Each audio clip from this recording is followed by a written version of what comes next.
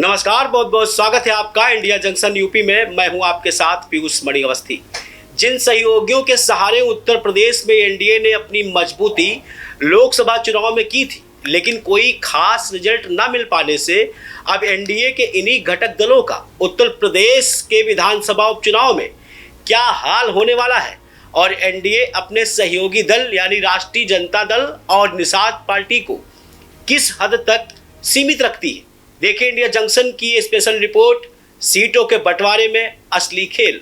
विधानसभा उपचुनाव 2024 के लोकसभा चुनाव के बाद कहीं ना कहीं आने वाले 2027 के विधानसभा चुनाव का वो कैनवास होगा जिससे उत्तर प्रदेश में भाजपा अपनी खोई हुई साख को दोबारा जमाने में कामयाब हो सकेगी। और इसी कामयाबी को पाने के लिए एनडीए तमाम तरह की कोशिशों में भी अब जुट गया है।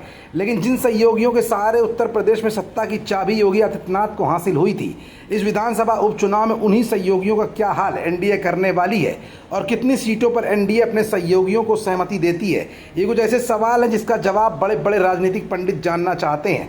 और इन्हीं सवालों का जवाब आज की इस रिपोर्ट में हम आपको दिखाएंगे भी और बताएंगे भी। दरअसल उत्तर प्रदेश में एनडीए गठबंधन में सीटों के बंटवारे को लेकर भी मंथन किया जा रहा है। इस बीच खबरों की माने तो बीजेपी अपने सहयोगी दलों को केवल 2 सीटें ही देने का मन बना रही है। इनमें से एक सीट जयंत चौधरी की राष्ट्रीय लोकदल और दूसरी सीट निषाद पार्टी को दी जा सकती है। बाकी 8 सीटें बीजेपी खुद चुनाव लड़ेगी।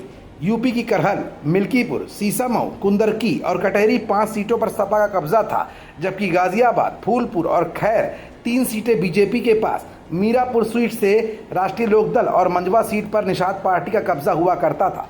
बीजेपी इस गणित के हिसाब से सीटों का बंटवारा भी करना चाहती है, हालांकि अभी तक इस पर फाइनल मोहर नहीं लग सकी है। केंद्रीय नेतृत्व की सहमति के बाद आगे फैसला हो सकेगा। 2022 के विधानसभा चुनाव जयंत चौधरी का अखिलेश यादव के साथ गठबंधन में हुआ था। इस चुनाव में राष्ट्रीय लोकदल ने मीरापुर और खैर दोनों सीटों पर चुनाव लड़ा था, लेकिन मीरापुर सीट पर आरएलडी की जीत हुई, जबकि खैर सीट बीजेपी के खाते में चली गई। जयंत चौधरी की पार्टी राष्ट्रीय लोकदल इस बार भी मीरापुर और खैर दोनों सीटों पर चुनाव लड़ना चाहती है, लेकिन बीजेपी राष्ट्रीय लोकदल को एक ही सीट देने के मूड में है। ऐसे में राष्ट्रीय लोकदल खैर सीट की मांग भी कर सकती है। निषाद पार्टी की अगर बात करें तो उसे मंझवा सीट दी जा सकती है, क्योंकि इस सीट पर विधायक विनोद कुमार बिंद भदोही से बीजेपी के अब सांसद बन गए हैं। ऐसे में ये सीट निषाद पार्टी के कोटे में चली गई। संजय निषाद भी इस उपचुनाव में 2 सीटों की उम्मीद लगा रहे हैं। पिछली बार उन्होंने मंझवा और कटहरी दोनों सीटों से चुनाव लड़ा था, लेकिन कटहरी में हार का सामना संजय निषाद की पार्टी को करना पड़ा।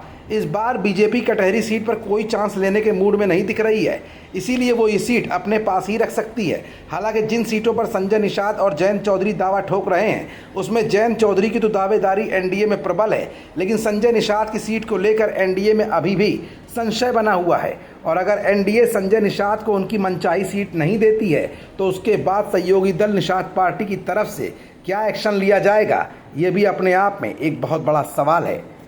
खबरों से जुड़े रहने के लिए सब्सक्राइब करें हमारा चैनल इंडिया जंक्शन यूपी।